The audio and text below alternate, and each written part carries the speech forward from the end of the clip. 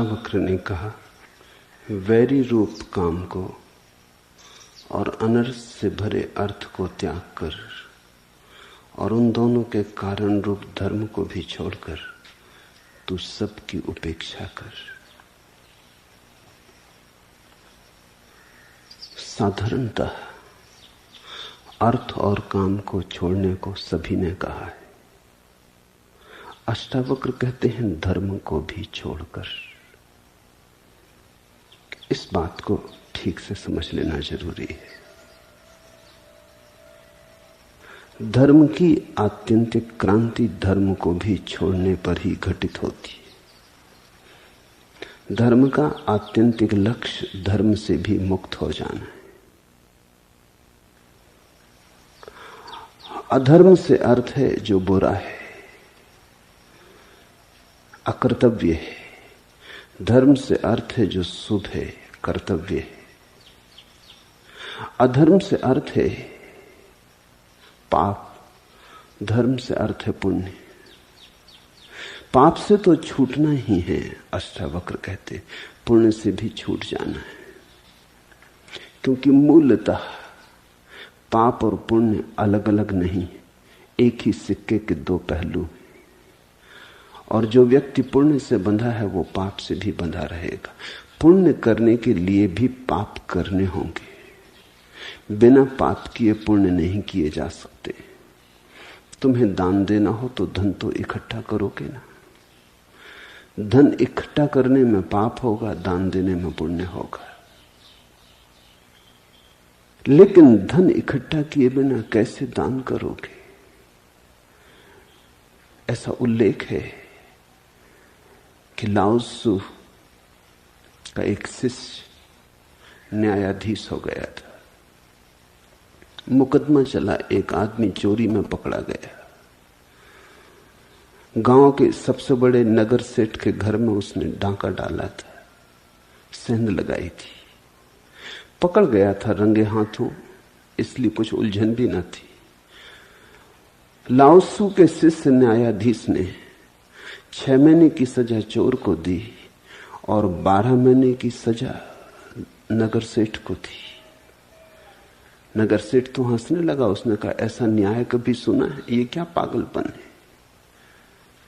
सम्राट के पास बात गई कि तो हद हो गई, मेरी चोरी हो और फिर मुझे दंड दिया जाए। लेकिन उस न्यायाधीश ने सम्राट को कहा, न ये इतना इकट्ठा करता न चोरी होती।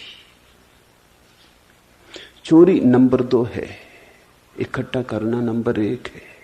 इसलिए 6 महीने की सजा देता हूं चोर को, साल की सजा देता हूं इस आदमी को। बात तो सम्राट को भी जची, लेकिन नियम ऐसे नहीं चल सकते। सम्राट ने कहा, बात में तो बल है, लेकिन ऐसा कभी हुआ नहीं, और इस आधार पर तो मैं भी अपराधी हो जाऊंगा। तुम नौकरी से इस्तीफा दे दो। तुम्हारी बात कितनी ही ठीक हो, व्यवहारिक नहीं। व्यवहार के नाम पर आदमी बहुत सी बातें छिपाए चला जाता है। सत्य प्रकट नहीं हो पाता क्योंकि हम व्यवहार की आड़ में छिपा लेते। मनुष्य जाति के इतिहास में ये एक ही घटना है जबकि चोर को भी दंड दिया गया और जिसके घर चोरी हुई थी उसको भी दंड दिया गया। और इस घटना में बड़ा राज है। चोरी हो ही तब सकती है जब कोई धन को इकट्ठा कर ले। तो धन को इकट्ठा करना तो पुण्य के लिए भी जरूरी होगा, तभी तो त्याग करोगे। तुम देखते हो, अगर कोई गरीब आदमी, कोई भिखमंगा घोषणा कर दे कि मैं सब त्याग करता हूं, तो लोग हंसेंगे। लोग कहेंगे, तुम्हारे पास है क्या? त्याग तुम किस बात का करते हो? कोई महावीर, कोई बुद्ध जब त्याग करता है तो उसकी घोषणा सदियों तक होती। जैनों के शास्त्रों में महावीर ने कितना त्याग किया उसके बड़े बढ़ा चढ़ा के वर्णन है। कितने हाथी, कितने घोड़े, कितने रथ, कितना स्वर्ण, कितनी असरफियां, वो बढ़ा चढ़ाया हुआ वर्णन है। उतना हो नहीं सकता था क्योंकि महावीर एक बहुत छोटे मोटे राजा के लड़के थे।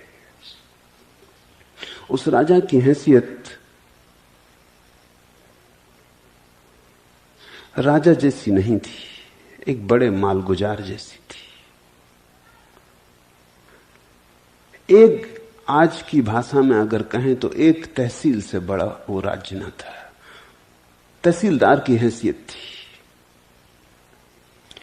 इतना धन महावीर के घर में हो नहीं सकता जितना शास्त्रों में लिखा है, लेकिन क्यों शास्त्रों में बढ़ा चढ़ा के लिखा होगा? क्योंकि शास्त्रकार महावीर को महात्यागी बताना चाहते थे, और त्याग को मापने का एक ही उपाय है, धन। अब ये बड़ी हैरानी की बात है, यहां भोग भी धन से नापा जाता, यहां त्याग भी धन से नापा जाता। यहां अगर तुम किसी को प्रतिष्ठा देते हो तो भी धन के कारण, और अगर तुम कभी त्यागी को भी प्रतिष्ठा देते हो तो वो भी धन के कारण। धन की प्रतिष्ठा दिखाई पड़ती है, अंतिम है, उसके अतिरिक्त हमारे पास कोई मापदंड नहीं है। भिकमंगा छोड़े तो क्या छोड़ा। इसीलिए शायद जैनों के 24 तीर्थंकर ही राजपुत्र हैं। ऐसा तो नहीं है कि इन राजपुत्रों के काल में किसी गरीब ने त्याग ना किया होगा। 24 ही राजपुत्र हैं तीर्थंकर। बुद्ध भी राजा हैं, कृष्ण, राम, हिंदुओं के अवतार भी राजा हैं। तो थोड़ा सोचने जैसा है। धन की प्रतिष्ठा इतनी है कि अगर हम त्याग को भी नापेंगे तो वही तो एक मापदंड है। ये राजा रहे होंगे तब सम्मानित थे, फिर उन्होंने जब राज त्याग दिया तब और भी सम्मानित हो गए। लेकिन क्या ये त्याग का सम्मान हुआ? ये तो धन का ही सम्मान हुआ। भिकमंगा छोड़ के खड़ा हो जाए तो तुम हंसोगे, तुम कहोगे था क्या तुम्हारे पास जो तुमने छोड़ दिया? लंगोटी भी नहीं थी, नंगे तुम थे ही, अब दिगंबर होने की घोषणा क्या करते हो? तो त्याग के लिए भी धन होना चाहिए और पुण्य के लिए भी पाप करना होगा। इसलिए जो लोग जीवन की व्यवस्था को समझते हैं वो कहेंगे धर्म भी छोड़ देना होगा, पुण्य भी छोड़ देना होगा। ये दोनों बातें एक साथ छोड़ देनी होंगी। इस सूत्र को समझने की कोशिश करें। विहाय वैरीणम काम अर्थम चा अनर्थ संकुलम धर्मम अपि एतियो हेतुम सर्व अनादरम कुरु। शत्रु है काम। क्यों समस्त शास्त्र सारी दुनिया के काम को शत्रु कहते हैं? क्या कारण होगा कहने का? एक मत से शत्रु कहते हैं, हिंदू हो, जैन हो, बौद्ध हो, ईसाई हो, एक मत से कहते हैं कि काम शत्रु है। क्या कारण होगा काम को शत्रु कहने का? उसे हम समझने की कोशिश करें। काम का बल ही, काम ऊर्जा की शक्ति इतनी विराट है कि उसके पास के बाहर होना सर्वाधिक कठिन,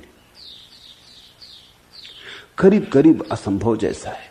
मनोवैज्ञानिक तो मानते हैं उसके पार हुआ ही नहीं जा सकता, और मनोवैज्ञानिकों की बात भी समझ लेने जैसी, क्योंकि काम में ही हुआ है हमारा जन्म। जो पहली स्फुरना तुम्हारे जीवन की थी वो तुम्हारे मां और पिता की काम वासना ही थी। उसी तरंग से तुम आए हो, उसी तरंग से निर्मित हुए हो। तुम्हारा रोआ रोआ काम से भरा है। तुम्हारा पहला अणु 2 काम अणुओं का जोड़ था, उससे तुम निर्मित हुए। फिर उन्हीं काम अणुओं का फैलाव होता चला गया है। अब तुम्हारे पास करोड़ों सेल हैं शरीर में, लेकिन प्रत्येक सेल काम कोष्ठ है। और तुम ऐसा मत सोचना कि स्त्री तुम्हारे बाहर ही है, क्योंकि जब तुम्हारा जन्म हुआ तो आधा अंग तो मां से मिला, आधा पुरुष से मिला, पिता से मिला। तो तुम्हारे भीतर स्त्री पुरुष दोनों मौजूद हैं। मात्रा का भेद है पर दोनों मौजूद हैं। हिंदुओं की धारणा है अर्धनारीश्वर की। शंकर की तुमने प्रतिमाएं देखी होंगी जिसमें आधे वो पुरुष हैं, आधे स्त्री। वो धारणा बड़ी बहुमूल्य है। तुम भी अर्धनारीश्वर हो, प्रत्येक व्यक्ति अर्धनारीश्वर है। अन्यथा होने का उपाय ही नहीं है, क्योंकि आधी तुम्हारी मां है, आधी तुम्हारे पिता हैं, दोनों के मिलन से तुम निर्मित हुए हो। पुरुष में पिता की मात्रा ज्यादा है, स्त्री में मां की मात्रा ज्यादा, पर यह मात्रा का भेद है। इसलिए तो कभी घटना घटती है कि किसी व्यक्ति का काम बदल जाता, लिंग बदल जाता।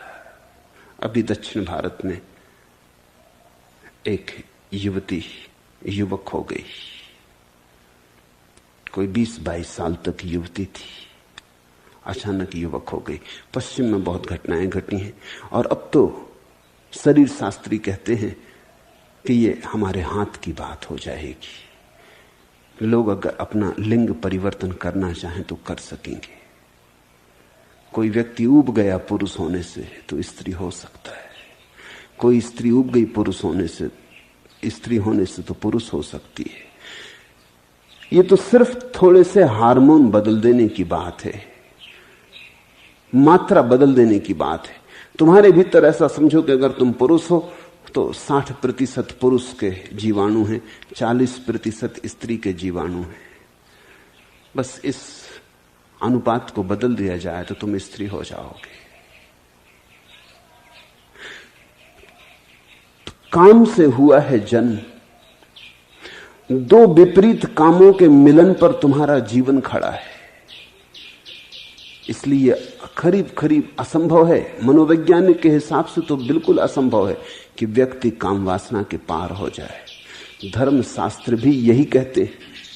आत्म पुराण में बड़ा अद्भुत वचन है, कामेन विजितो ब्रह्मा, कामेन विजितो हरा, कामेन विजितो विष्णु, सक्रा कामेन निर्जिता। काम ने जीता ब्रह्मा को, काम ने हराया शंकर को, काम ने हराया विष्णु को। काम से कौन कब जीता, काम से सब हारे। काम का बल तो प्रबल है और जिसका जितना ज्यादा बल प्रबल है उसके पार होने में उतना ही संघर्षण होगा। इसलिए कहते हैं वैरी रूप काम। इस जगत में अगर टक्कर ही लेनी हो किसी से, अगर हिम्मत ही हो टक्कर लेने की, अगर संघर्ष करने का और योद्धा करने का, योद्धा बनने का रस हो, तो छोटे मोटे दुश्मन मत चुनना। ख्याल रखना, जितना बड़ा दुश्मन चुनोगे उतनी ही बड़ी तुम्हारी विजय होगी। छोटे मोटे को हरा भी दिया तो क्या सार है। कहते हैं जंगल में, ईसब की कथा है, एक गधे ने सिंह को चुनौती दे दी और कहा अगर हो हिम्मत तो आ मैदान में और हो जाए सीधा युद्ध। लेकिन सिंह चुपचाप चला गया। सियार ये सुन रहा था। उसने थोड़ा आगे बढ़ के सिंह को पूछा कि सम्राट बात क्या है, एक गधे की चुनौती को भी तुम स्वीकार नहीं किए?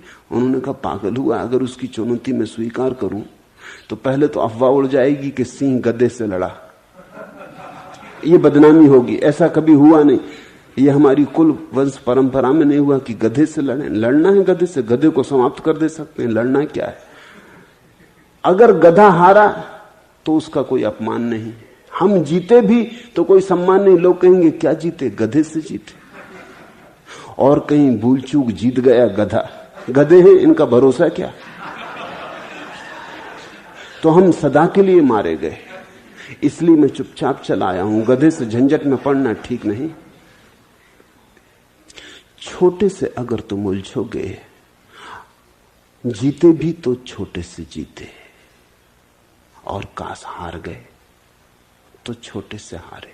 दुश्मन जरा सोच के चुनना। मित्र तो कोई भी चल जाएगा, शत्रु जरा सोच के चुनना। शत्रु जरा बड़ा चुनना, क्योंकि चुनौती, संघर्षण तुम्हें अवसर देगा तुम्हारे अपने आत्मविकास का। तो जो बाहर की चीजों से लड़ते रहते हैं वो अगर जीत भी जाएं तो चीजों से ही जीतते हैं। सिकंदर हो कि तैमूर लंग हो कि नादिर शाह हो कि नेपोलियन हो, फैला लें विस्तार सारे जगत पर अपना, तो भी वस्तुओं पर ही विस्तार फैलता है। इसलिए इस देश में हमने उनको सम्मान दिया जिन्होंने अपने को जीता। सबको भी जिन्होंने जीता उन्हें भी हमने वैसा आदर नहीं दिया। हमने आदर उन्हें दिया जिन्होंने स्वयं को जीता, क्योंकि स्वयं को जीतने का एक ही उपाय है और वो है काम ऊर्जा से अतिक्रमण हो जाना, काम ऊर्जा के पार हो जाना। काम ऊर्जा के पार होने का अर्थ है अपने जन्म से मुक्त हो जाना, अपने जीवन से मुक्त हो जाना, अपनी मृत्यु से मुक्त हो जाना।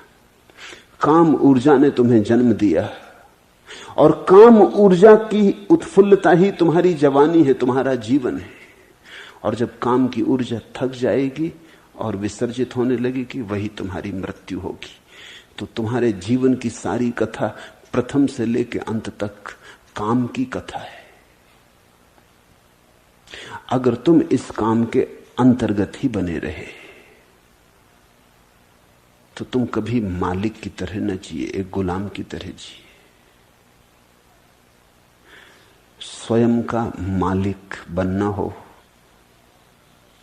और अगर चुनौती ही स्वीकार करनी हो किसी की, तो स्वयं में छिपी इस चुनौती को ही स्वीकार कर लेना उचित है। इसलिए धर्मशास्त्र काम को वैरी रूप कहते हैं। ये सिर्फ निंदा नहीं है, इसमें सम्मान भी छिपा है। वो ये कहते हैं कि अगर शत्रुता ही करनी हो तो काम से करना, क्योंकि कामेन विजितो ब्रह्मा, काम ने ब्रह्मा को भी हराया। कामेन विजितो हरा, काम ने महादेव को भी हराया। तो अब अगर लड़ने योग्य कोई है तो काम ही है। जिससे देवता भी हार गए हों, उसको ही जीतने में मनुष्य के भीतर छिपा हुआ फूल खिलेगा।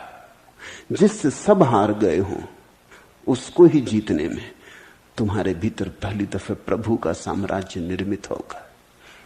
भारत अकेला देश है जहां हमने बुद्ध पुरुषों के चरणों में देवताओं को झुकाया है। जब सिद्धार्थ गौतम बुद्धत्व को उपलब्ध हुए तो कथा है कि ब्रह्मा विष्णु महेश तीनों उनके चरणों में अपना नैवेद्य, अपनी पूजा चढ़ाने आए। जब महावीर परम ज्ञान को उपलब्ध हुए तो देवताओं ने फूल बरसाए। लेकिन देवता क्यों बरसाते होंगे फूल एक मनुष्य के चरणों में? इसलिए कि ये मनुष्य उस सीमा के भी पार जा चुका जिस सीमा के पार अभी देवता भी नहीं गए। अभी इंद्र भी अप्सराओं में उलझा है। अभी स्वर्ग में भी वही काम व्यापार चल रहा है जो पृथ्वी पर चल रहा है। थोड़ा व्यवस्थित चल रहा है, थोड़ा ढंग से चल रहा है। ज्यादा सुंदर स्त्रियां हैं, ज्यादा सुंदर देह हैं, ज्यादा लंबी आयु है, भोग की सब सुविधाएं सामग्रियां हैं। जो हमने स्वर्ग में देवताओं के लिए व्यवस्था की है, वही व्यवस्था विज्ञान आदमी के लिए पृथ्वी पर कर देने की कोशिश कर रहा है। मैंने तो सुना है एक आदमी मरा और स्वर्ग पहुंचा तो वो बड़ा हैरान हुआ। वहां उसने देखा कि कुछ लोग जंजीरों से बंधे, स्वर्ग में जंजीरों से बंधे। उसने द्वारपाल से पूछा कि तो मुझे घबराहट का कारण मालूम होता, नरक में बंधे हो ये समझ में आता है, इस स्वर्ग में भी अगर बंधन है और लोग जंजीरों में बंधे हैं, ये किस तरह का स्वर्ग है? वो द्वारपाल हंसने लगा। उसने कहा ये अमरीकी है, ये जब से आए तब से ये धुन लगाए कि हमें अमेरिका वापस जाना है, यहां से तो वहीं बेहतर था।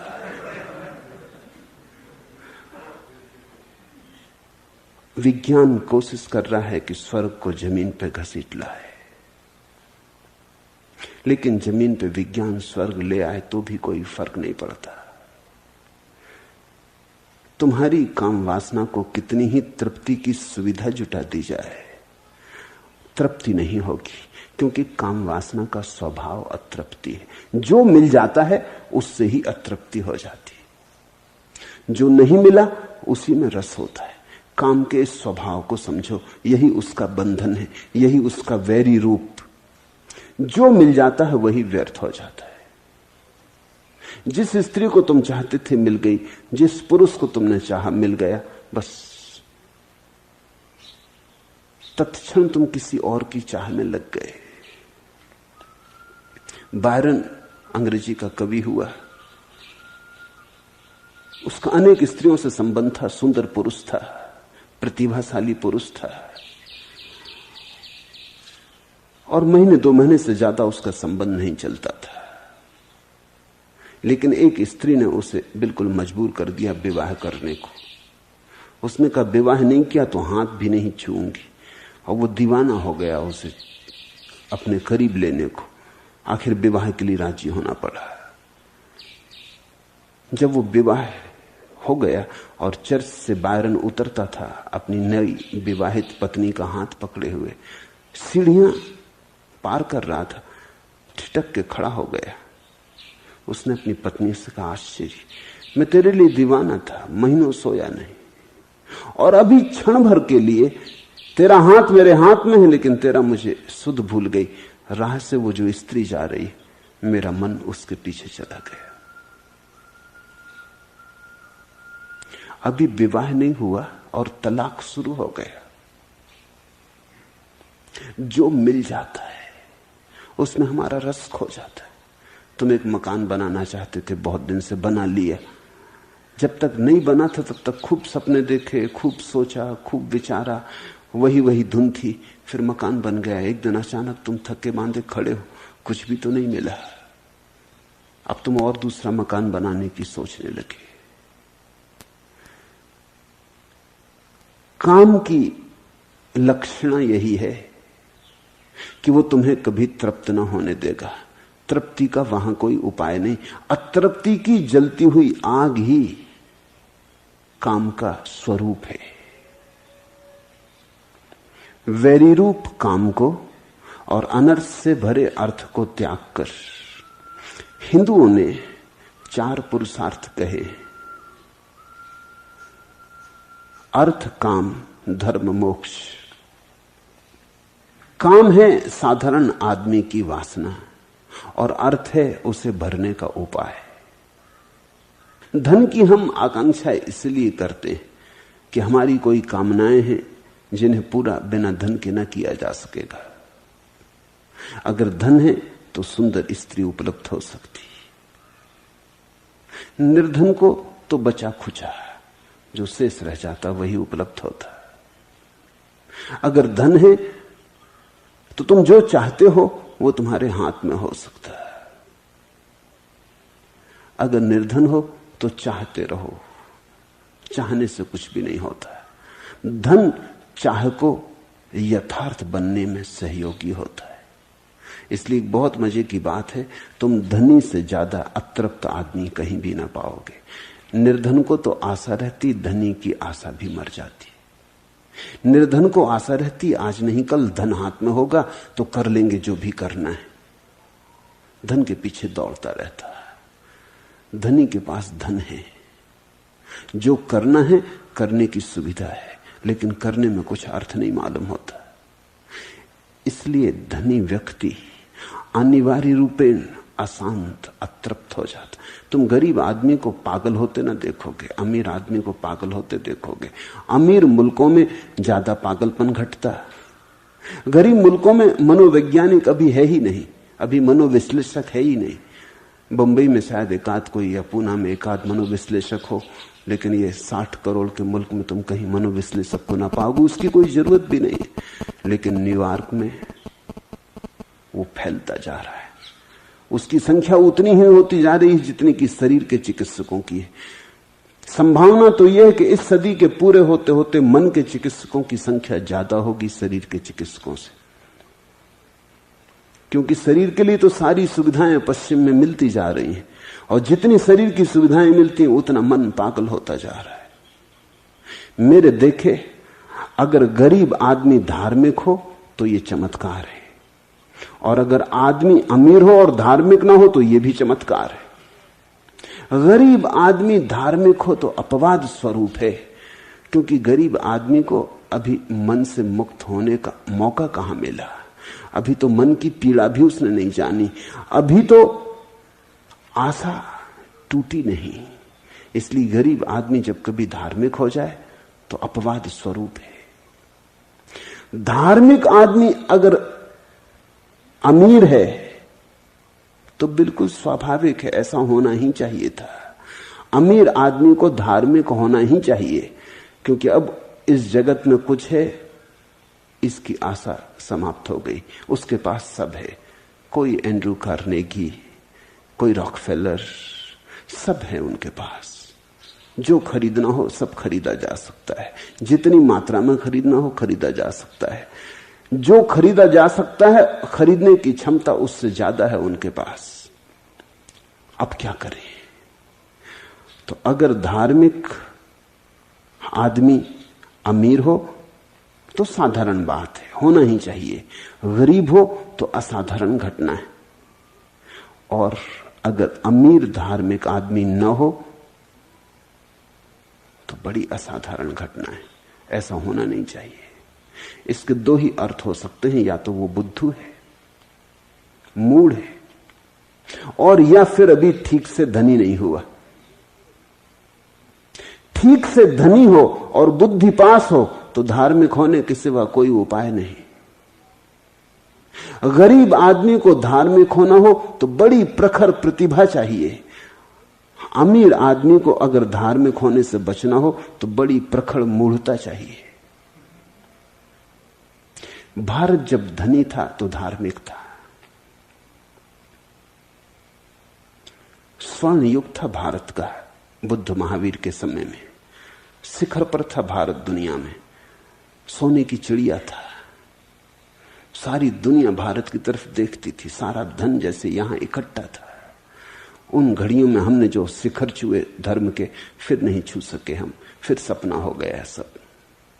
गरीब आदमी धार्मिक दिखाई भला पड़े हो नहीं सकता, क्योंकि गरीब आदमी का अभी भी भरोसा अर्थ में है। अभी तो कामना ही पकड़े हुए है। अभी तो जीवन की छोटी मोटी जरूरतें पूरी नहीं हुई। धर्म तो जीवन की बड़ी आखिरी जरूरत है। कहते हैं भूखे भजन न होई गोपाला। वो जो भूखा आदमी है कैसे भजन करे? उसके भजन में भी भूख की छाया होगी, उसके भजन में भी भूख होगी। वो भजन भी करेगा तो रोटी ही मांगेगा। उसके भजन में परमात्मा की मांग नहीं हो सकती। जब जीवन की छोटी जरूरतें पूरी हो जाती, शरीर मन की दौड़ के लिए सब उपाय हो जाते, तब अचानक पता चलता है कि यहां तो पाने योग्य कुछ भी नहीं है, तो कहीं और है पाने योग्य। उसकी खोज शुरू होती। धर्म की यात्रा तभी शुरू होती जब अर्थ और काम की यात्रा व्यर्थ हो जाती। तो दो यात्राएं हैं इस जगत में, एक है अर्थ काम। अर्थ है साधन, काम है साध्य। फिर दूसरी यात्रा है धर्म मोक्ष। धर्म है साधन, मोक्ष है साध्य। तो साधारणता ऐसा समझा गया है कि जिस आदमी को मोक्ष पाना हो उसे धर्म कमाना चाहिए। जैसे जिस व्यक्ति को कामना तृप्त करनी हो उसे धन कमाना चाहिए, क्योंकि धन के बिना कैसे तुम कामना तृप्त करोगे। जिसको काम का जगत पकड़े हो उसे अर्थ कमाना चाहिए, और जिस व्यक्ति को ये बात व्यर्थ हो गई, अब उसे मुक्त होना है, परम मुक्ति का स्वाद लेना है, उसे धर्म कमाना चाहिए। ये साधारण धर्म की व्यवस्था है। अष्टावक्र बड़ी क्रांतिकारी बात कह रहे हैं। वो कह रहे हैं जिस व्यक्ति को वस्तुतः मोक्ष पाना हो उसे धर्म से भी मुक्त हो जाना चाहिए। क्यों? क्योंकि मोक्ष को कामना नहीं बनाया जा सकता। मोक्ष का स्वभाव ऐसा है कि तुम उसकी चाह नहीं कर सकते। जिसकी भी तुमने चाह की वो मोक्ष नहीं रह गया। तुम्हारी चाह अगर पीछे खड़ी है तो तुम जो भी चाहोगे वो संसार हो गया।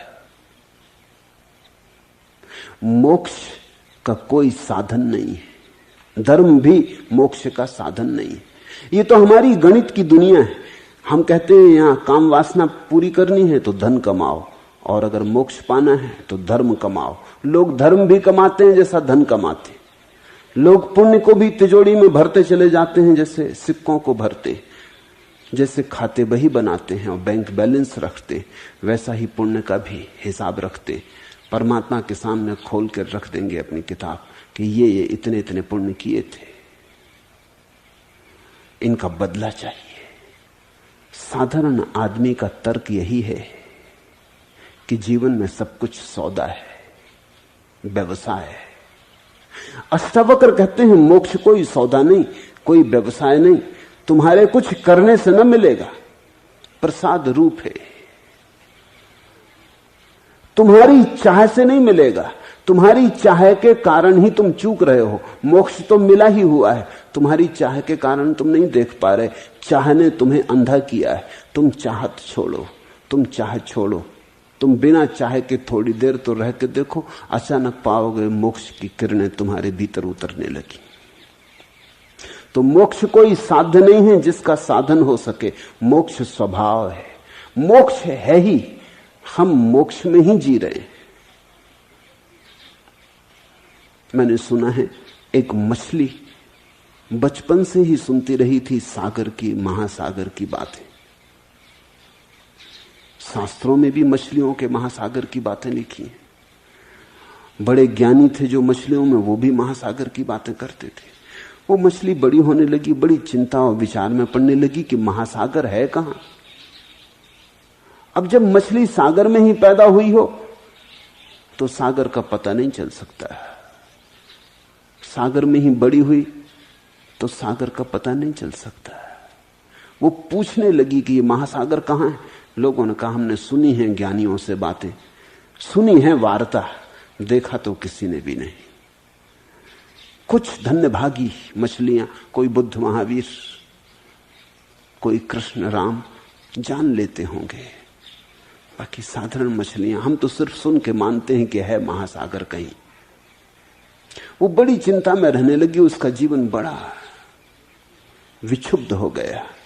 वो बड़ी विचारशील मछली थी, वो भूखी प्यासी भी पड़ी रहती और सोचती रहती कि कैसे महासागर पहुंचे, वो अद्वितीय घटना कैसे मिलेगी। महासागर का लोभ उसके मन में समाने लगा, वो सूखने लगी, वो दुर्बल होने लगी। फिर कोई एक अतिथि मछली पड़ोस की नदी से आई थी, उसने उसकी यह हालत देखी। उसने कहा पागल, जिसे तू खोजती है वो चारों तरफ मौजूद है, हम उसी के भीतर हैं। न तो भूखे मरने की जरूरत है, न ध्यान करने की जरूरत है, न जप करने की जरूरत है, महासागर है ही। महासागर के बिना हम हो ही नहीं सकते। जैसा उस मछली को बोध दिया गया, अष्टावक्र जैसे सद्गुरु हमें भी यही कह रहे हैं कि हम मोक्ष में हैं ही। परमात्मा हमें चारों तरफ से घेरे हुए, उसी में हमारा जन्म है, उसी का जीवन है, उसी में हमारा विसर्जन है। लेकिन इतना निकट है परमात्मा, इसलिए दिखाई नहीं पड़ता। दूर होता तो हम देख लेते। आंखें हमारी दूर को देखने में समर्थ है। जो निकट है वही चूक जाता है, जो बहुत पास है वो भूल जाता है। और परमात्मा से ज्यादा निकट कोई भी नहीं। मछली के लिए तो उपाय भी है कि कोई उसे उठा के रेत के किनारे पे डाल दे तो तड़फ ले और पता चल जाए उसे कि सागर का छूट जाना कैसा है। हमारे लिए तो वो भी उपाय नहीं है। परमात्मा के बाहर हम जा ही नहीं सकते। अष्टावक्र की उद्घोषणा यही है कि तुम धर्म की चिंता में मत पड़ना। परमात्मा को पाने के लिए कुछ भी करना जरूरी नहीं है, वो मिला ही हुआ है। मोक्ष कहीं भविष्य में नहीं है, मोक्ष अभी और यही है। मोक्ष तुम्हारी चाह से शून्य अवस्था का नाम है।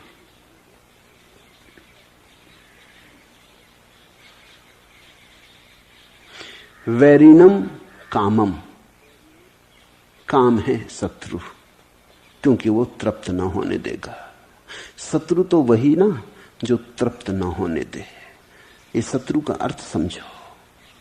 मित्र तो वही ना जो तृप्ति दे, विश्रांति दे, जिसके पास बैठ के आराम मिले, जिसके पास बैठ के सुख हो।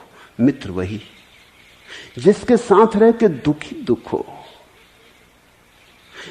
जिसकी दोस्ती में सिवाय कांटों के कभी कुछ और न मिले, जो फूलों का भरोसा दे लेकिन परिणाम में हमेशा कांटे हाथ आए। शत्रु वैरिणम कामम अनर्थ संकुलम अर्थम।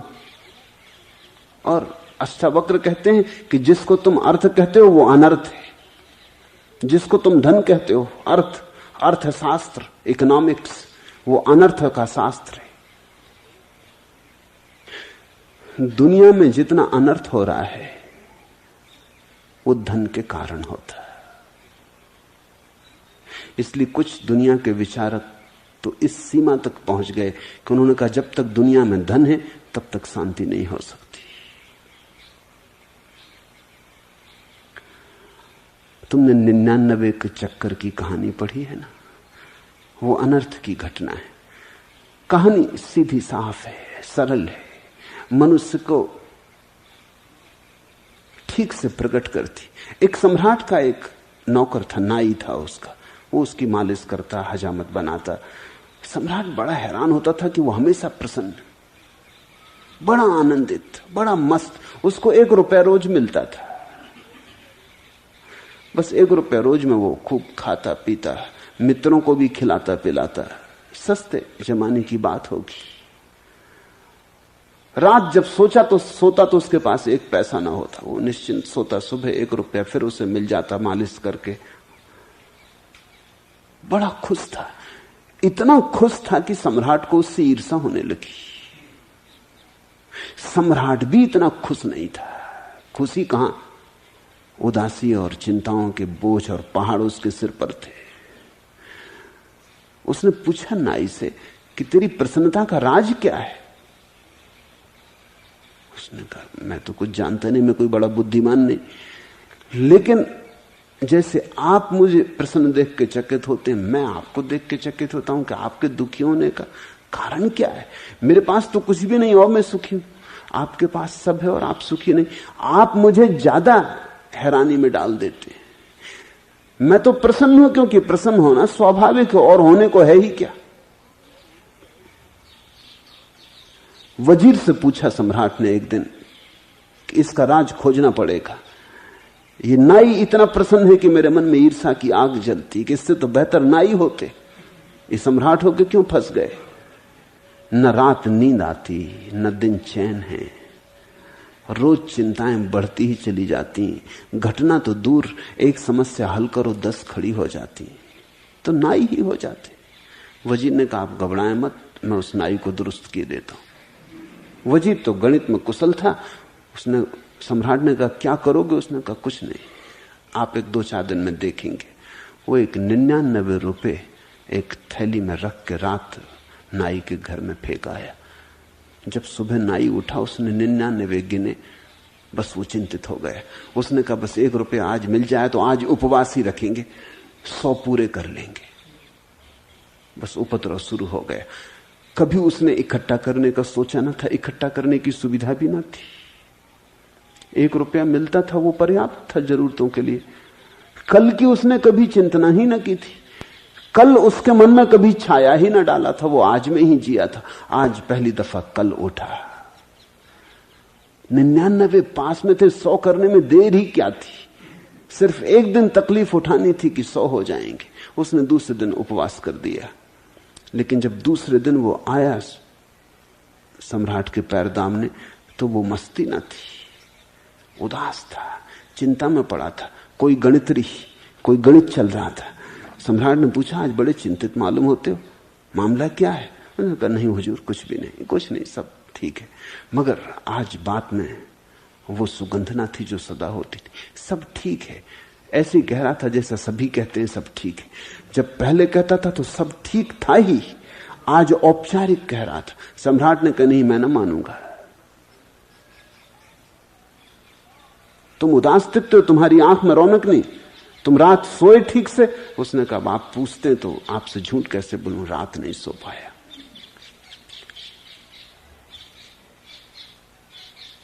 लेकिन सब ठीक हो जाएगा, एक दिन की बात है, आप घबराएं मत। लेकिन वो चिंता उसकी रोज बढ़ती गई। 100 पूरे हो गए तो वो सोचने लगा कि अब 100 तो हो ही गए, अब धीरे धीरे इकट्ठा कर लें तो कभी 200 हो जाएंगे। अब एक एक कदम उठने लगा। वो 15 दिन में बिल्कुल ही ढीला ढाला हो गया। उसकी सब खुशी चली गई। सम्राट ने कहा, अब तू बता ही दे सच सच मामला क्या है, मेरे वजीर ने कुछ किया। तब वो चौंका। नाई बोला, क्या मतलब? आपका वजीर? अच्छा, तो अब मैं समझा। अचानक मेरे घर में एक थैली पड़ी मिली मुझे, 99 रुपए। बस उसी दिन से मैं मुश्किल में पड़ गया हूं। 99 का फेर। सारे अनर्थ की जड़ में कहीं अर्थ है। दुनिया में आज पर्याप्त संपत्ति है कि सभी लोग सुखी हो सके, लेकिन कब्जा करने वालों की दौड़ इतनी है, मालकियत का नशा इतना है कि यह असंभव, यह हो नहीं सकता। दुनिया आज इतनी संपन्न हो सकती है कि कोई आदमी दुखी ना हो, किसी को रोटी रोजी कपड़े की कोई तकलीफ ना हो, दवा छप्पर का कोई अभाव ना हो, लेकिन यह हो नहीं सकता क्योंकि कुछ लोग बिल्कुल दीवाने हैं और पागल हैं। उनका एक ही रस है जीवन में, ढेर लगाना धन का। यह ऑब्सेशन है, यह एक विक्षिप्त चित्त की दशा है। कितनी हत्याएं, कितने युद्ध, वो सभी अर्थ के कारण है। कितनी राजनीति, वो सभी अर्थ के कारण है। टॉलस्टॉय ने लिखा है कि दुनिया में शांति ना होगी जब तक सिक्के चलते रहेंगे। शायद दुनिया में ऐसा तो कभी नहीं होगा कि सिक्के न चलें, क्योंकि वो भी अड़चन का कारण होगा। बहुत अड़चन हो जाएगी खड़ी। आज तो हम सोच ही नहीं सकते कि आदमी बिना सिक्के के रह सकता है। इसलिए टॉलस्टॉय जैसे अराजकवादियों की बात कभी सुनी जाएगी ये तो ठीक नहीं है, और मैं मानता भी नहीं कि सुनी जानी चाहिए। लेकिन सिक्कों के पागलपन से आदमी का छुटकारा हो सकता है। ख्याल करें, जिस आदमी को धन के पीछे तुम दौड़ते पाओगे, उस आदमी को अगर गौर से देखो तो एक बात तुम्हें पक्की मिलेगी, उस आदमी के जीवन में प्रेम न मिलेगा। कृपण प्रेमी नहीं होता, हो ही नहीं सकता, और प्रेमी कभी कृपण नहीं होता। तो ऐसा लगता है जितना जीवन में प्रेम होता है, धन का पागलपन उतना ही कम होता है, और जितना जीवन में प्रेम कम होता है, धन का पागलपन उतना ही ज्यादा होता है। धन प्रेम की परिपूर्ति है। हृदय प्रेम से खाली रह गया है तो किसी चीज से भरना होगा। वो जो भीतर की रिक्तता है घबराती, डर पैदा होता है कि मैं भीतर खाली खाली भर लूं किसी चीज से। मनस्विद कहते हैं कि बच्चा जब पहली दफा पैदा होता है तो उसके जीवन में जो पहली महत्वपूर्ण घटना घटती है वो है मां का स्तन। और मां के स्तन से दो चीजें साथ साथ बहती हैं उस बच्चे में, प्रेम और दूध।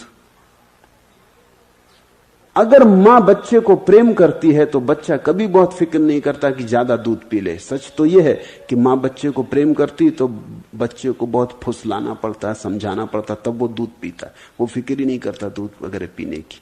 वो इतना भरा रहता है प्रेम से कि दूध से भरने की इच्छा पैदा नहीं होती। अगर बच्चे को शक हो जाए कि मां प्रेम नहीं करती, या सौतेली मां है, या नर्स है,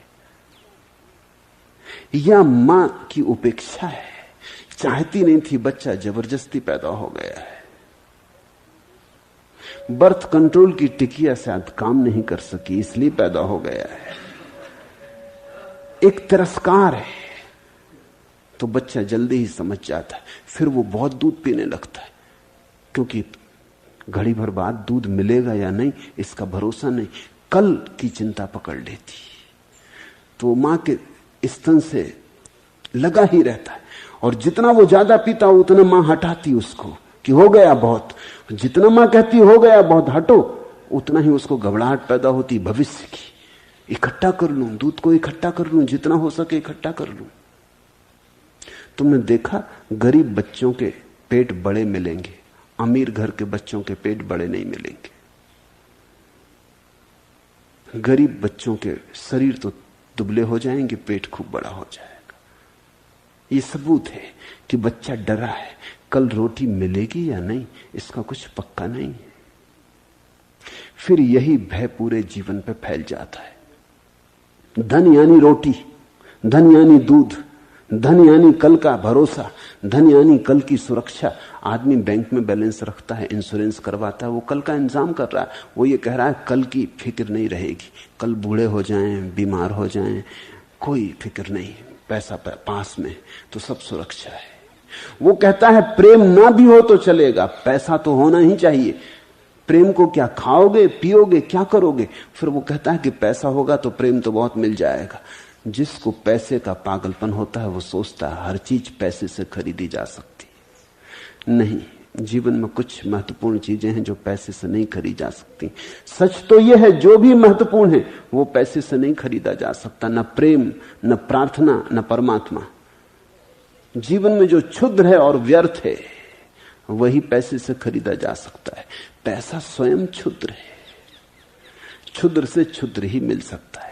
तो आदमी इकट्ठा करता जाता है। वो कहता है प्रेम कल कर लेंगे, आज तो पैसा इकट्ठा कर लूं, कल निश्चिंत हो जाएंगे, फिर प्रेम कर लेंगे, फिर गीत गा लेंगे, फिर वीणा बजा लेंगे, फिर विश्राम करेंगे। आज तो कमा लूं, कल को हम कहते हैं छोड़ो, आज कमा के कल का इंतजाम कर लें।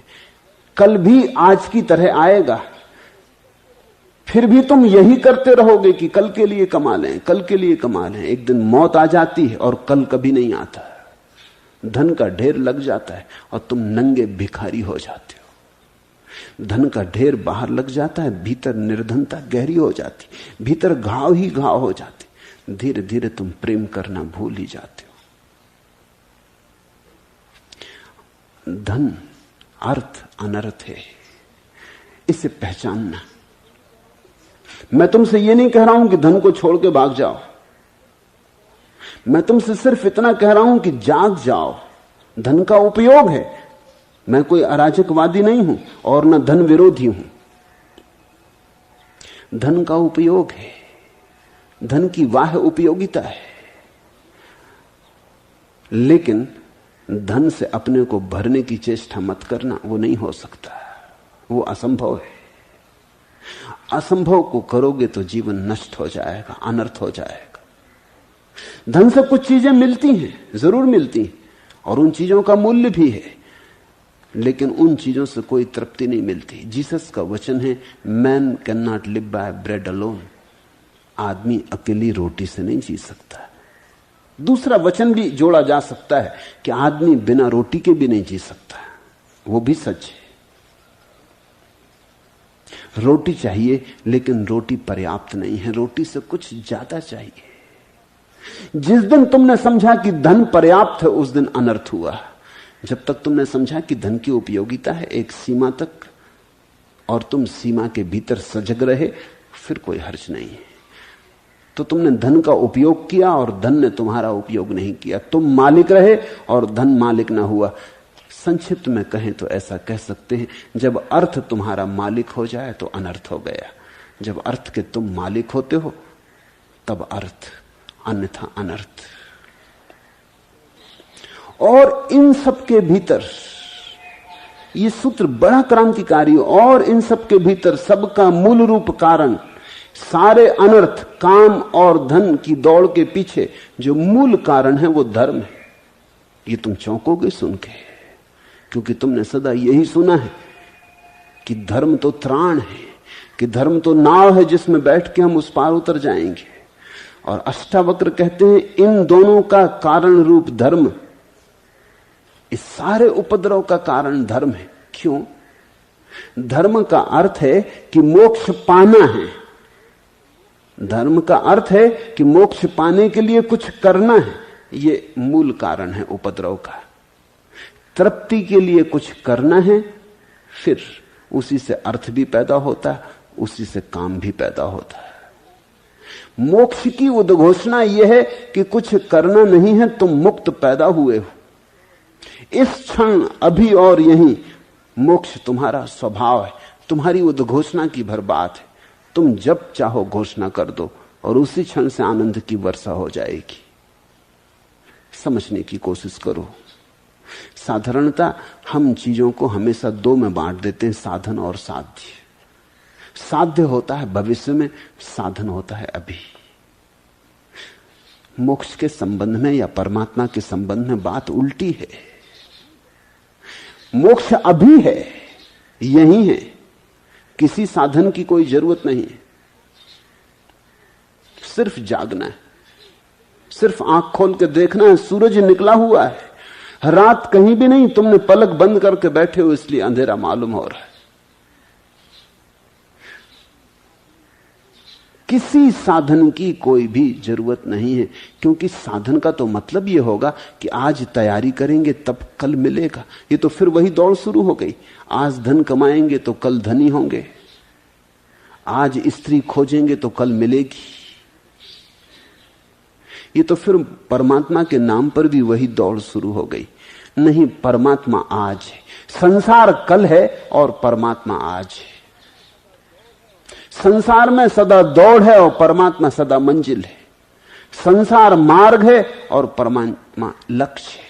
वो लक्ष्य मौजूद ही है, तुम्हें कहीं जाना भी नहीं, तुम उसी में घिरे बैठे हो। वही तुम्हारे भीतर है, वही तुम्हारे बाहर है। तू सबकी उपेक्षा कर, अनादर कर। सर्वत्र अर्थ, काम, धर्म, इन तीनों का तू अनादर कर।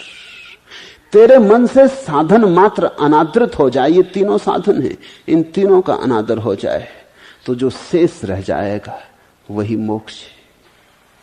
तत् अद्धापि उपरम्यताम, यही मैं तुमसे भी कहता, अब तो उपराम करो, अब तो विश्राम करो,